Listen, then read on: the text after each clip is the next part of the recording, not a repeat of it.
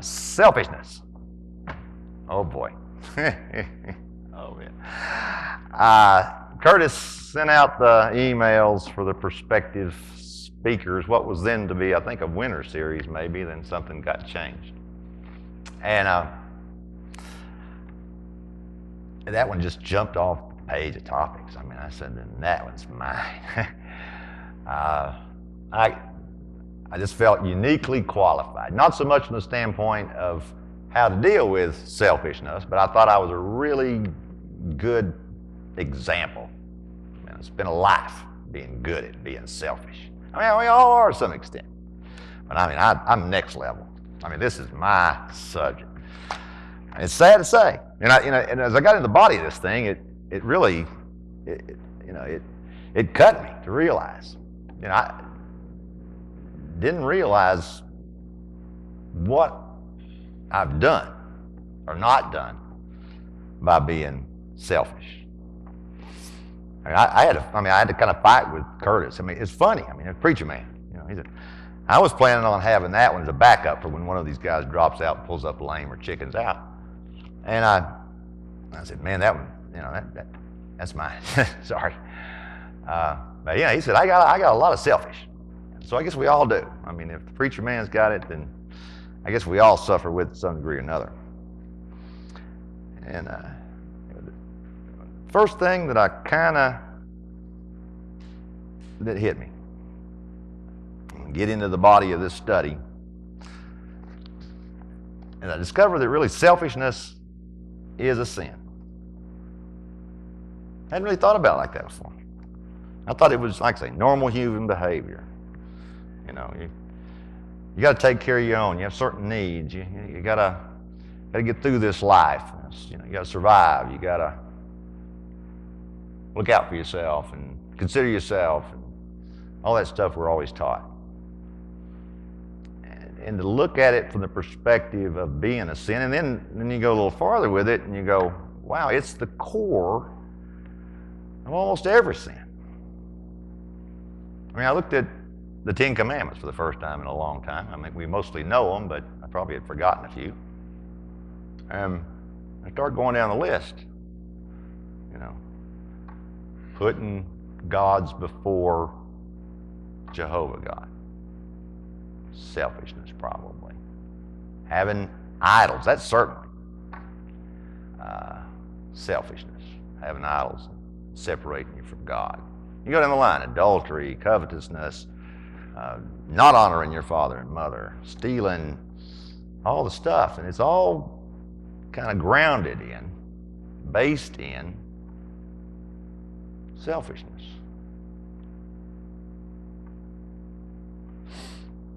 The last time I spoke to you, I'm sure you all remember. Oh, it may have been 4 or 5 years ago. I'm glad that they pace these things out. You guys are too, I know. The topic that I chose at the last minute, because it was handy and I just happened to have the book, was on Rick Warren's book, Purpose-Driven Life. I'd never read the book prior. The little prep I did before I spoke.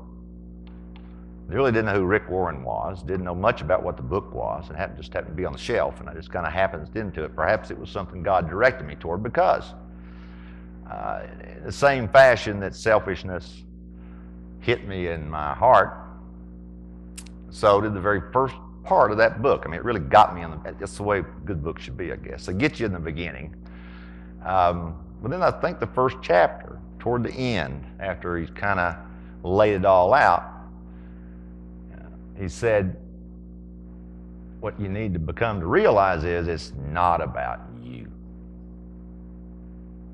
And just like the selfishness thing, I mean, I went, really? It's not about me? I really thought it was. I mean, here I am, I'm a grown man. I've been a Christian for now 44 years. Some of you all have been Christian for a lot longer than that. And all that time, I really didn't quite realize my place and my relationship with God, my place in my relationship with my family, my place in my relationship with my friends, acquaintances. It's all about the fact that it wasn't about me at all. It was about God's work, about God's plan, about God's intention. And sure, I mean, I give some credence to that along the way. I'm not a terrible person, but I don't think I really had it quite straight. I don't know that I have it straight yet. I'm pretty sure I don't. Maybe in the next 4 years I'll have another good topic and I'll be a little bit closer to where I need to be. But that one really struck me. What? It's not about us. It never occurred to me before. I think going back to the idea of how selfishness comes up in sin. I have a lot of non-believing friends, probably more than you guys. Friends with them on Facebook or in person. Come to know a lot of people, and it's an opportunity, sure, to kind of hopefully let the Lord's light shine when you're not being so selfish that they can't see it. But these people struggle. I mean, they really do. Because, I mean, even more than, certainly what we have as an opportunity in Christ is, I don't know how they get by.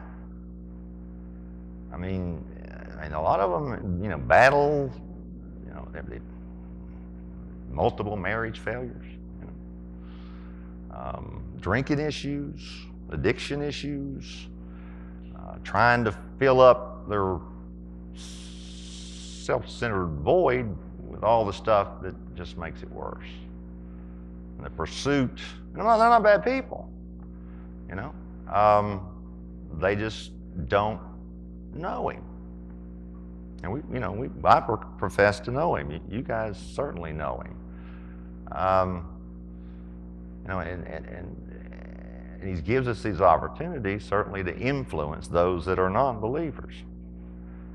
But you look at and you see the struggles they have, and they so desperately need Him, and that's the last place they really want to look. And they look at you, we're their God example. And I was having a discussion with a preacher, business associate of mine this afternoon. We were talking this very subject, and he said, you're really, you as a Christian, you're on display, and they're looking, those that don't believe, for yet another reason not to believe. They look at you, they see you, they don't see God. They see your representation. And they're kind of looking for an excuse to justify, I don't believe, and look at this guy. So we're on display, and if we're living selfishly, we're not fulfilling our opportunity, our obligation to have good influence on them. I'm going to give you a specific example. And again, I told you, I've got friends, they ain't perfect. I'm not perfect. But I got in the middle of a very personal struggle with a friend of mine whose marriage was kind of coming apart. Started a couple of years ago. Somehow he kind of looked to me as a friend, mentor, probably because I'm old. And he could be my son, So we were friends. I mean, had a lot of common interests and all. And he lived close by, did business contact. And married 16 years. Both members of a church, active in it. Both of them in the Baptist church, and they're into music a lot more than we do. They both sang, not in the choir, but actually solos and stuff, big deal stuff, Anyway, their life was pretty good, and two wonderful boys. I was kind of their adopted granddad. Still am, still know them, still have association with them, but You know, you've heard the old adage, something to the effect, if you don't think you're doing 85% of the work in your marriage, then you're probably coming up short. Well, my friend certainly did 85%. I mean, he happened to marry a lady that pretty selfish in herself. A bit of a hoarder. Kind of sat there and let him do everything. I mean, everything. You know, kid-wise, you know, get them to school, get them to daycare, you know, fix their lunches, fix their dinners, clean up, keep the house clean, wash the dishes, wash the clothes. I mean, he really did it all. And finally, he got fed up. I mean, her selfish attitude that he kind of enabled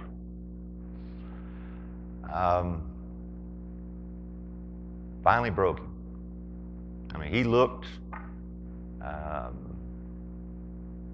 started to look around. Had a girl that worked for him.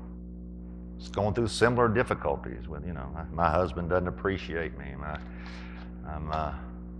My needs aren't being met. They started out as pals, you know. And then it got into something else. He didn't tell me that till later. He's ashamed to, I think. As we were going through this whole thing, and he's talking to me, and honestly, I felt so inadequate trying to help somebody. Really not. I'm not much of a counselor. I just felt like I came up really short. Listened, you know, tried to counsel somehow. I think I missed my mark there. Anyway, so he had an affair. Leaves his wife. The boys seem to be okay. In a lot of ways, he's happier. At least he doesn't have to do everything for everybody now. But it's a sad thing, and it shouldn't have happened. Her selfishness, his pride, his lust, all centered in selfish, self-centered thinking. And it's unfortunate. I'll say one thing about it. He's a good friend of mine. You know, grounded and raised in the church, his church. He has never once admitted to feeling any guilt about what he did. He thinks it was justified. Her failings in their marriage justified his affair to the point where he claims never have ever once experienced from the beginning to end, and this affair's over, any guilt about what he did.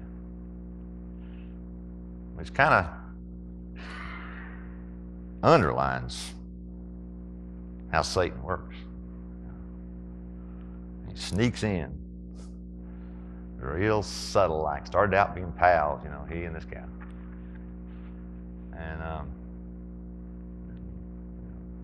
over time, moving toward, you know, other things, and all the time being convinced that it was okay, when we really know it's not. He never accepted that, not to this point. Satan is sneaky, and he can delude our thinking to the point where truths become insignificant. I got one on me. I mean, I just pick on him. That was a thing, and I hope I didn't. But I mean, it's something I lived with and saw and alarmed me. I know you guys aren't in any kind of danger of anything crazy like that, and certainly, still, it shows how things can go. I mean, we're in Satan's sights until we leave this earth. And we can't ever get completely insulated from the fact that we are, we're prime targets as believers. Anyway, we'll say something that sort of, again, underlies and epitomizes my selfish mindset. It's a long time ago, but it's still same kind of thinking, still prevalent today.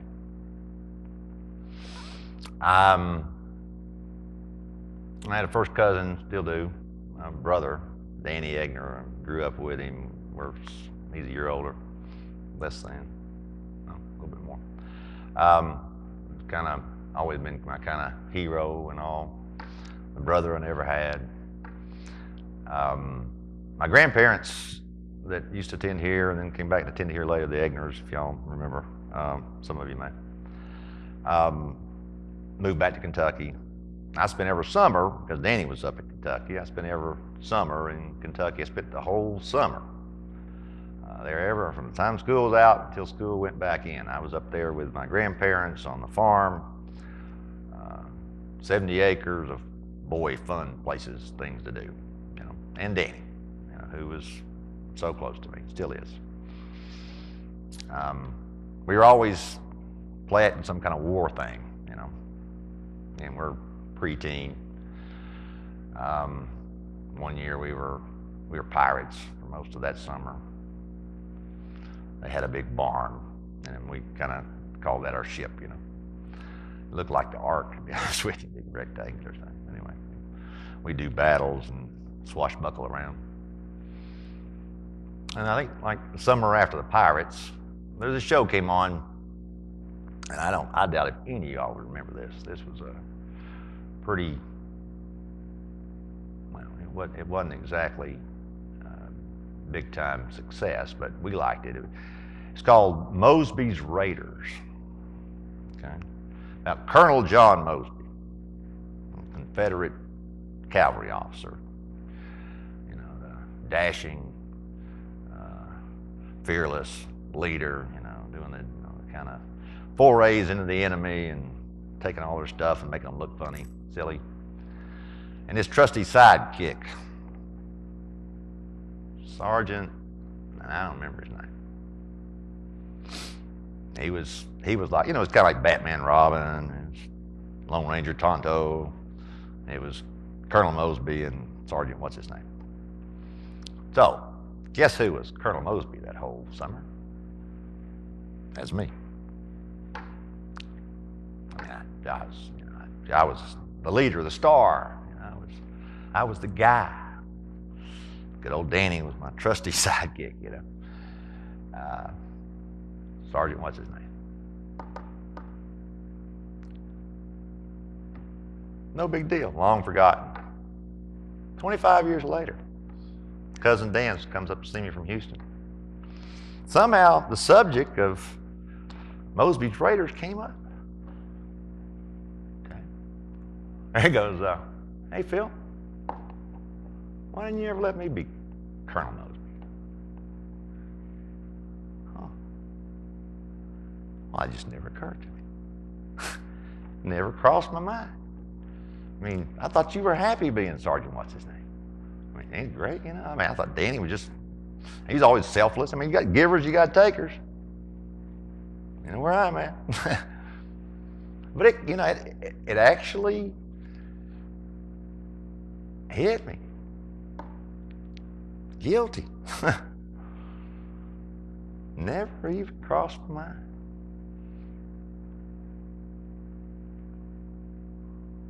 Should have let him be Colonel Mosby something. He probably should have been anyway. He would have been a lot better at it than me. But I'd gone along, and there were a couple other things that popped up like that. We had a little army man, and I had the cool one, and he had a cool one, and I got one just like it, and I became that guy, and he had to be somebody else. Didn't seem to mind. I never asked. I just sort of assumed, I guess. I mean, I hit it earlier. I mean, a friend of mine I grew up with had this saying, Phil, the world is full of two kinds of people. I said it before. givers and takers. Most people are one or the other.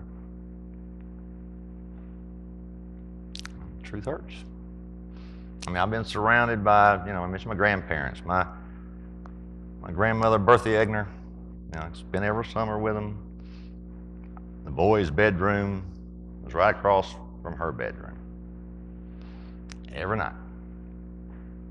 I can hear her on her knees in her prayer.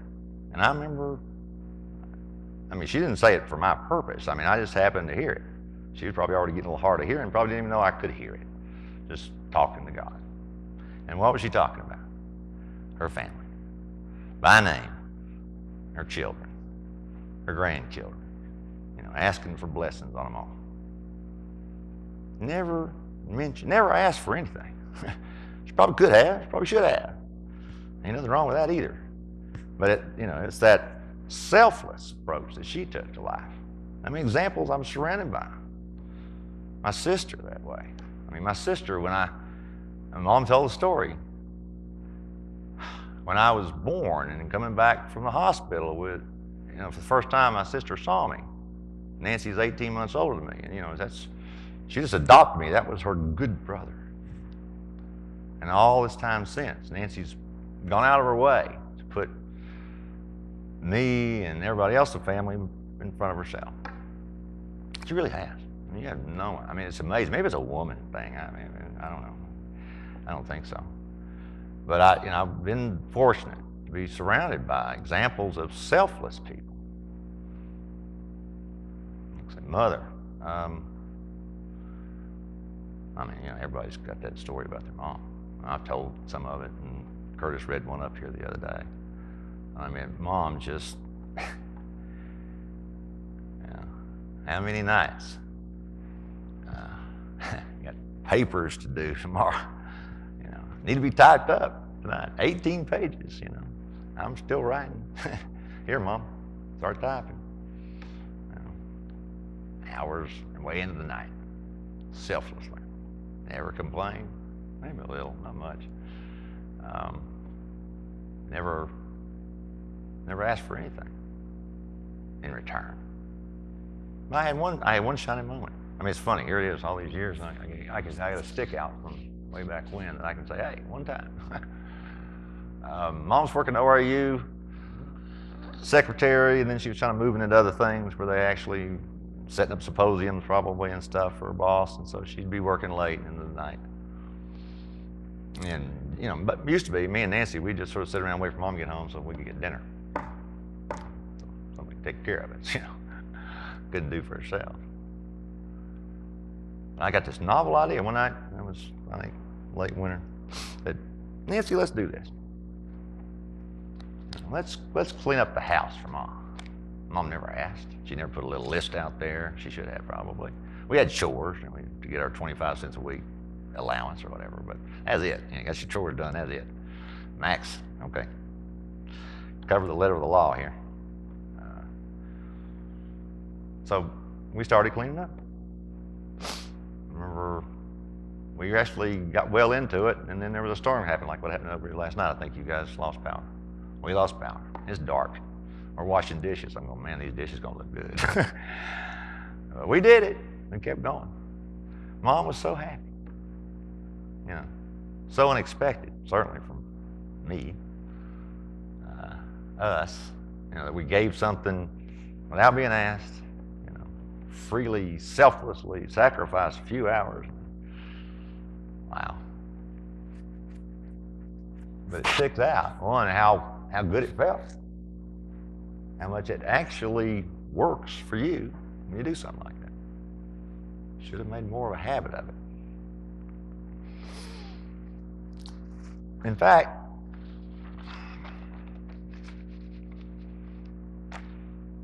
it's paradoxical, this whole Christianity thing. One of the things I read, and I'll not claim it, it's not my idea, but I thought it was really striking in preparation for this, was how opposite to man's thinking, things really, God's way, It really is. And there's a really neat analogy that I'll share with you. About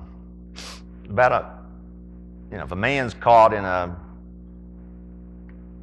riptide storm-like thing and he's in the ocean swimming, or a lady, to be politically correct.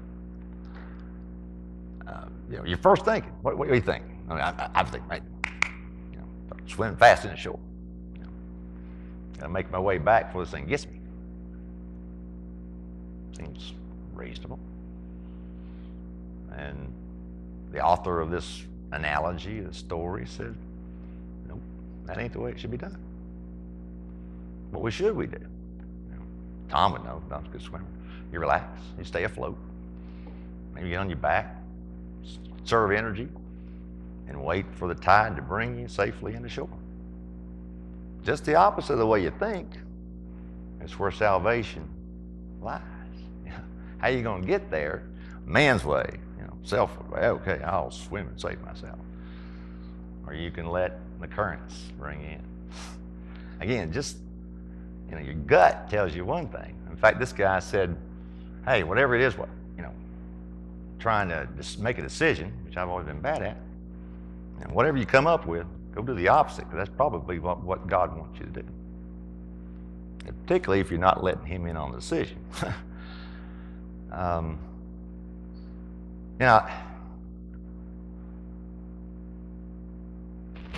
look at Old Testament characters. And I really love the Old Testament. I love the book, albeit I don't read it as much as I should. But I like the fact that these heroes of the Old Testament, the stars, if you will, were so inherently human. And the Bible doesn't mask any of that. It starts right out, Adam and Eve. Wow, okay. Paradise, had it made, Garden of Eden, eternal life, blew it for a bite of the fruit of the tree of knowledge of good and evil. Why? Well, let's see. What Satan tell you? Well, okay, God's holding out on you. This is you should have this. You could be God. He didn't want you to eat from that fruit because he didn't want any equals here. Selfish, prideful, advancement of yourself, Eve, and then along comes good old Adam. Yeah, I'm right there with you, babe. Until the Lord catches them, and it's like, this woman you brought down here, she's the reason why I did this. It's her fault. Your fault for bringing it. And Cain, Kurt did a great job on the Cain thing this past Sunday. We all know what happened there. Selfish, jealous reaction, all that. Moses. The whole Israelite Moses thing. I love it. I can so relate to Israel, Let's see. This Jehovah God does all these miracles, gets us out of slavery, parts the Red Sea, wipes out Pharaoh, does plagues and miracles and amazing things all over the place, feeds us manna from heaven. And what do? We get out into the desert, and they don't like the manna, and they ain't got enough water. You abandon it. I almost got us killed back there. Why didn't you just leave us in Egypt, where at least we had food and water? And the golden calf thing and all that jazz. And then I know Moses got pretty fed up. So what's Moses do? Finally, he's so disgusted with them. And God said, okay, give them their water. Take the staff, hit the rock. Oh, he does it. And he kind of forgot to give any credit to the Lord. Part of it out of anger, maybe. We don't know. We get into a lot of the motive of it. Bottom line is he didn't honor the Father. And the repercussion is, of course, he didn't get to go into the promised land. None of the rest of them did either, for that matter, that generation. I mean, it must have been something to stand there and go, there's what you could have had. But you selfishly threw it away. But of course, the favorite, the all-time star, David. I mean, look at David in the Psalms. It's beautiful. I mean, his worship and words and song. It's magnificent. Even in this language, it's beautiful. I mean, his heart. I mean, I know he loved God, and I know God loved David. I mean, he was, he was something. I mean, the little guy with the rock killing Goliath. I mean, his courage, his faith. He was an extraordinary servant of God for a while. And then Bathsheba and all that stuff. And Uriah and the lying about it and trying to hide it. And life was never the same. I mean, there's big consequences. God continued his covenant. Through the lineage of David came the Christ. Every promise the Lord makes, he keeps. But man, I mean, David really made a mess. And from that point on, really, I mean, it was nothing but a disaster. House, home torn apart, family destroyed, Absalom, oh Absalom. Other stuff that went on. I mean, it was so sad that in a moment of lust and the things that followed, the results were devastating.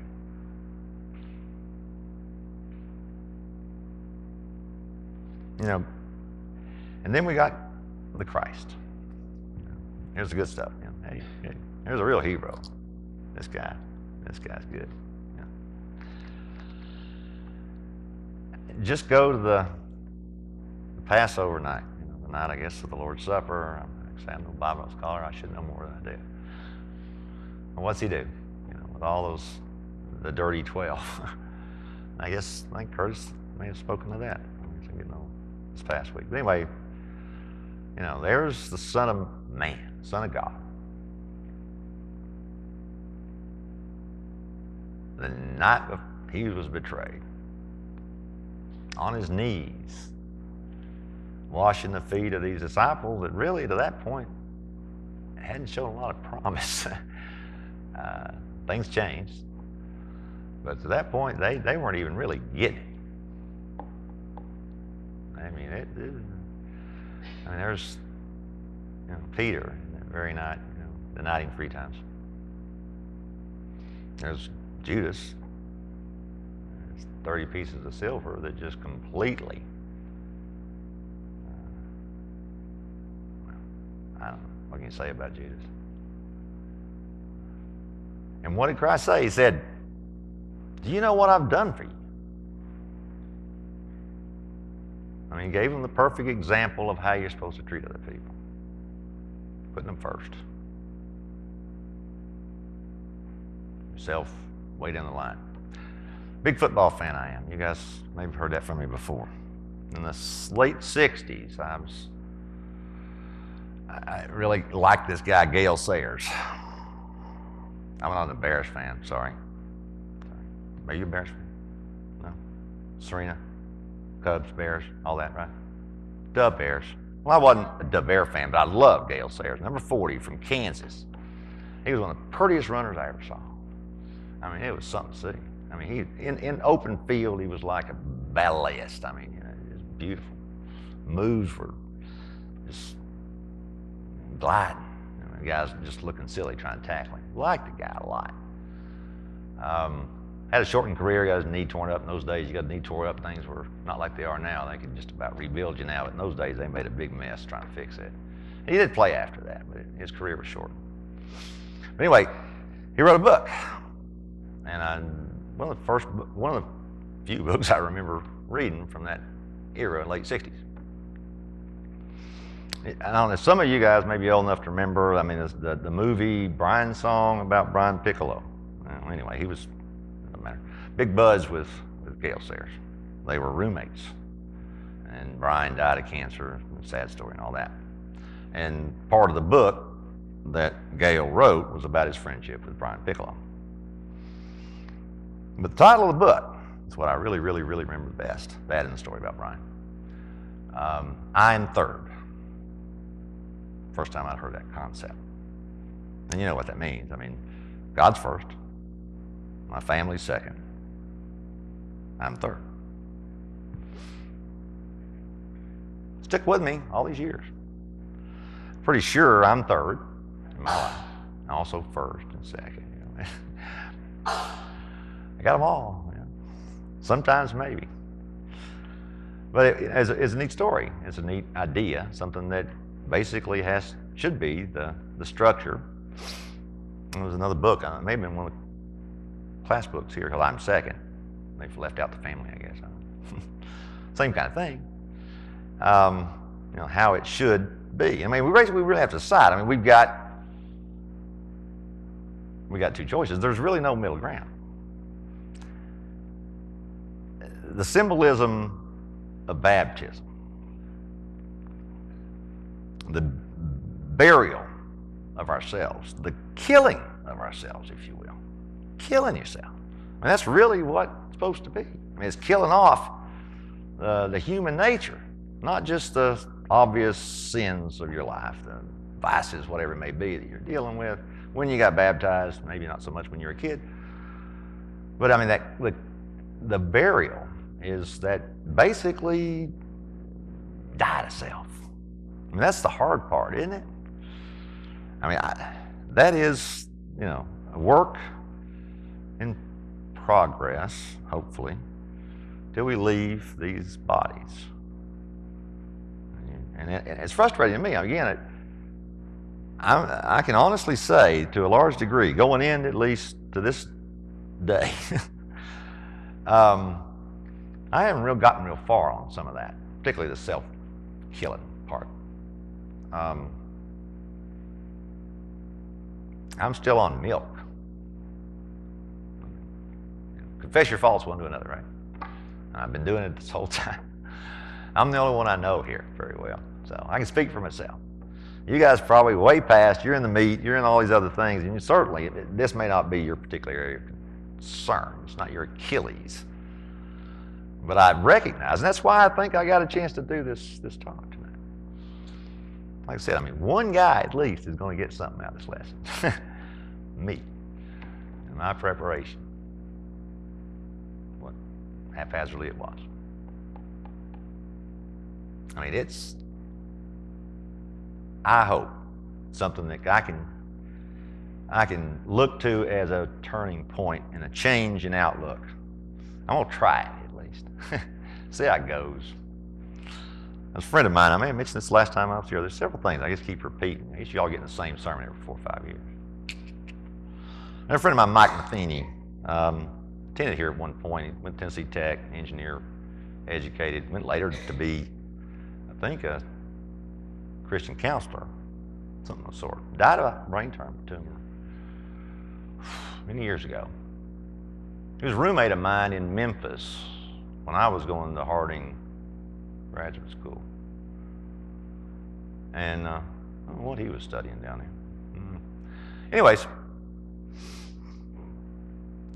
and I dropped in, I became roommates with him and Anthony Keith Simmons, who married Ray and Bibby. Y'all know him, maybe. Great guys. And you know, I'm doing my selfish stuff. Mike goes, "Hey Phil, why don't you be a big brother to these kids?" He was doing it. I looked at him like he had 4 heads, man. I'm like, what? Take up my valuable weekends? You know, are you kidding? And I transferred out of there and came back home shortly thereafter, so I got an excuse. I didn't get a chance to really get started. But he said, "Hey, I don't always enjoy doing this. I mean, this ain't always super fun going in." I think he got what we all should get and the way things are. Again, this paradoxical way, the thing that we looks like a sacrifice turns into a reward. I mean, that's the way we were set up. We just don't give in to the Lord's way of directing all that much. I mean, most of y'all do. I mean, they say this is I'm talking to people that probably don't think I'm crazy to even say these things, but because you sacrifice giving, you're the people that do the stuff, you're the people that kill the weeds out there and plant the flowers and, make sure everything's done, lock the doors, lead the people with eldership, or the women that do virtually everything around here. But anyway, back to what Mike said. It's like, get started. You might kind of like it. You don't always go in. I remember when we would go on trips, I mean, folks lived in Kentucky. When you're a kid, the drive to between Corbin and Williamsburg, Kentucky was like, it was like forever. And there were times, even though I loved my cousin, loved my grandparents, maybe going up there for Christmas, I was dreading the thoughts of getting in that car, for 2 hours then, because you had to go back roads because it took a long time to get Jellicoe Mountain straightened out on the interstate. I dread them. I don't want to do that. Get there and just love it. Just kind of like maybe being a selfless servant of Christ might turn out pretty good. You give it a try. And for me, that's. Think about the people that go to Nicaragua. I mean, the mission trips, and I remember specifically. I think Kevin, you went on and on about Levi and working hard and working. I think building the bricks or whatever it was every day. Thankless, hardest, yuckiest job. Smiling.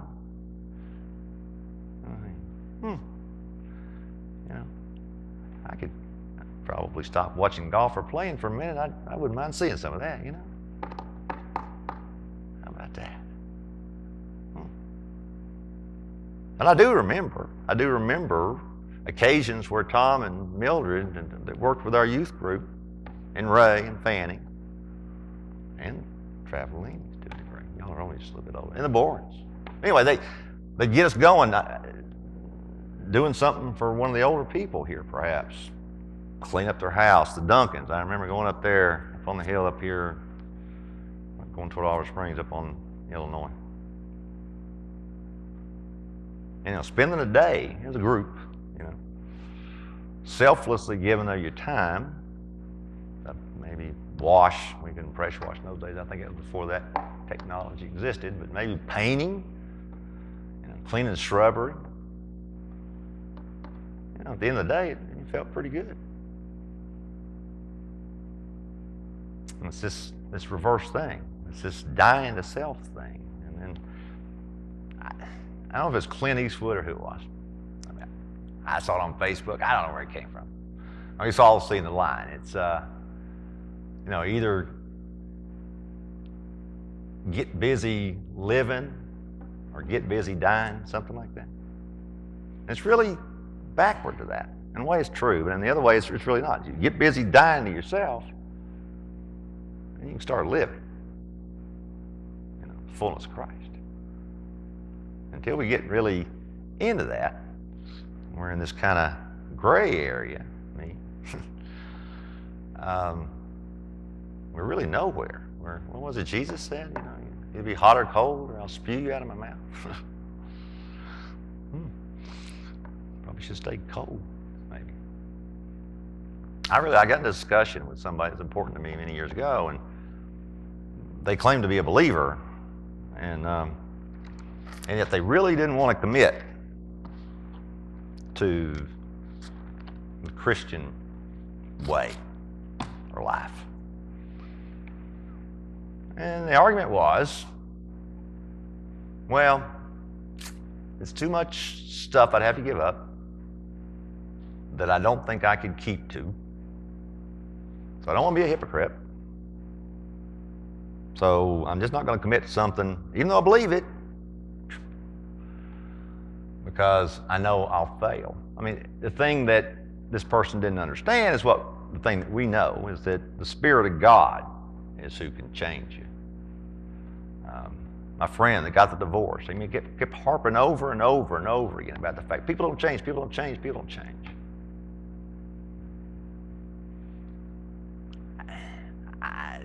I can't accept that.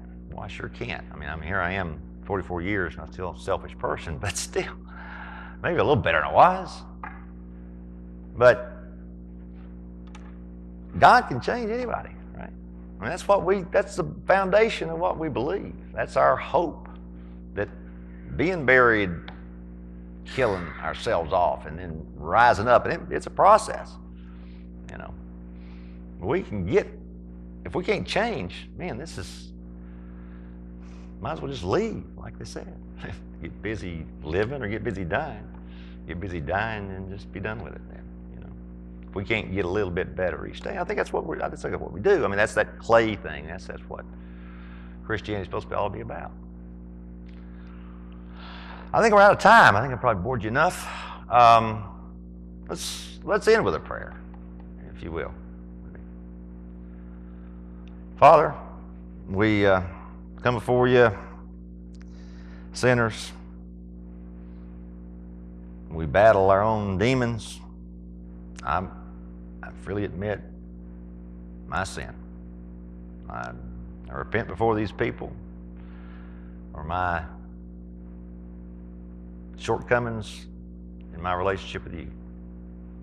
Lord, I ask that you look after all of us and our secret sins and our flaws, and help us, as I know you do. And your Spirit intercedes for us. I'm thankful for that, and most for your love, the love of your Son. Thank you for the example of love that he showed us, and thankful that his love lives in all of us. In his name I pray. Amen.